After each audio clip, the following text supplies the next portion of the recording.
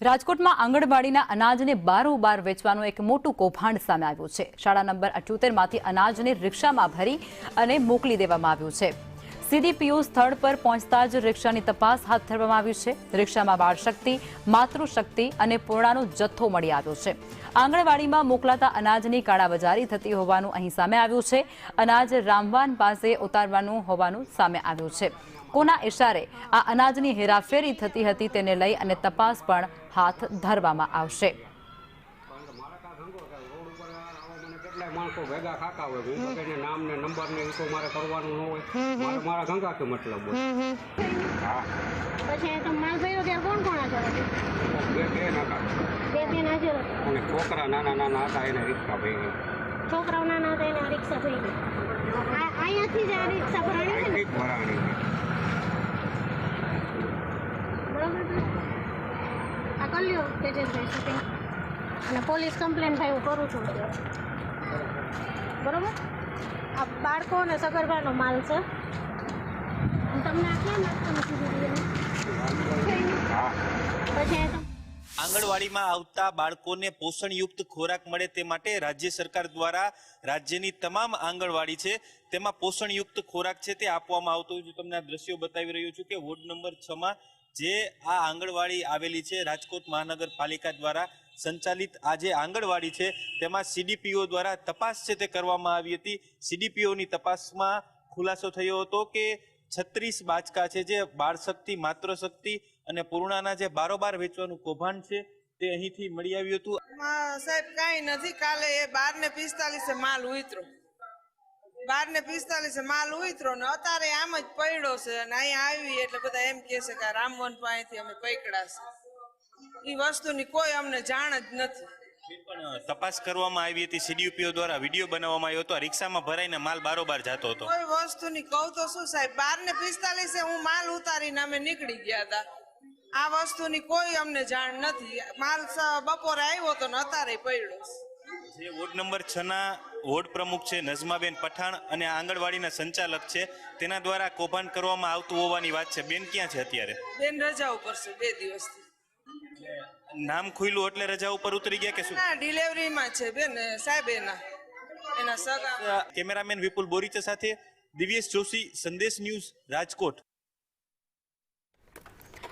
તો રાજકોટની અંદર જે આંગણવાડીમાં અનાજ આપવામાં આવતું હોય છે તેનું બારોબાર વેચાણ થતું હોય તે પ્રકારના આક્ષેપો અને એ પ્રકારનો કૌભાંડ સામે આવ્યું છે। આંગણવાડીના અનાજને બારોબાર વેચવાનું કૌભાંડ અને ત્યારબાદ આંગણવાડી સંચાલક ગેરહાજર। અને પૂરી બેગ એમાં ભરેલી હતી। રિક્ષાવાળાને પૂછતા અને એનું મેં પણ જાતે રેકોર્ડિંગ કરતા રિક્ષાવાળાએ એવું કીધું કે આ કેન્દ્રમાંથી જ મેં માલ ભર્યો છે અને મને ફોન આવ્યો હતો કે તમારે ભાડું મને રૂબરૂ બોલાવવામાં આવ્યા હતા કે તમારે ભાડું જોઈ છે। મેં એમ કીધું કે હા, એટલે મને અહીંયા મોકલવામાં આવ્યો હતો ને અહીંથી મેં માલ ભર્યો હતો ને મારે રામવન પાસે પહોંચાડવાનો હતો। માલ ભર્યો ત્યારે એ રિક્ષાવાળા ભાઈ એવું કીધું કે 2 બહેનો હાજર હતા। 36 બેગ હતી એવું એ પ્રેસ મીડિયા એ જે ભાઈ છે ઓટો રિક્ષાવાળા ભાઈ એ કોઈને ઓળખતા નથી એવું કહે છે કે મને ખાલી ભાડું છે બોલાવા આવ્યા હતા। તપાસમાં અત્યારે તો મારી જે 36 બેગ છે એ એમનેમ છે। આંગણવાડી કાર્યકરને ત્યાં રૂબરૂ હાજર કર્યા હતા તો એને એવું કીધું કે હું આજ રોજ કેન્દ્ર ઉપર હાજર નહોતી અને સુપરવાઇઝર પર એની પુષ્ટિ આપી છે કે મારી રજા લઈ અને આરોગ્ય કેન્દ્રમાં ગયા હતા અને આંગણવાડી કાર્યકરે ખુદ મને લેખિતમાં એવું આપેલું છે કે મારા હેલ્પર દ્વારા આ માલ રિક્ષામાં ભરાવેલો છે। હવે 25/11 જીઆર મુજબ સરકારે જે નિયમો ટાંક્યા છે એ અનુસાર હું મારા આગળની કાર્યવાહી કરીશ અને આ અંગે મેં મારા પ્રોગ્રામ ઓફિસરને પણ જાણ કરી આપેલ છે। આખી વાત કરો કે આખી હકીકત શું છે? માલ ત્યાંથી બારોબાર વેચાતો હતો, ક્યાંથી પકડવામાં આવ્યો, પહેલેથી આખી વાત ક્યાં લઈ જવામાં આવતો હતો? કેમ કે એ લોકો એવું કહે છે બેન કે એવું કઈ બન્યું જ નથી। એ લોકોને જે આંગણવાડીના જે બહેનો છે એવું કહે છે કે આવું કઈ બન્યું જ નથી, માલ અહીંયા પડ્યો છે। એટલે શું આખી હકીકત છે? રિક્ષામાં જ માલ હતો અને મેં જ માલ ઉતરાવ્યો છે।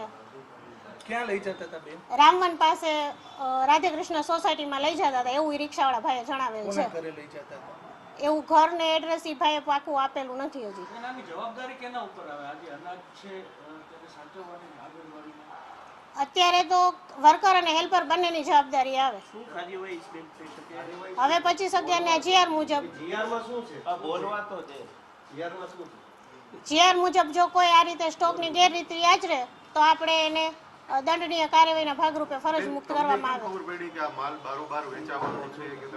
પત્રકારે જ માહિતી આપેલી હતી. ના, ટેલિફોનિક નજમાબેન સાથે આજે સવારે વાત થઈ છે.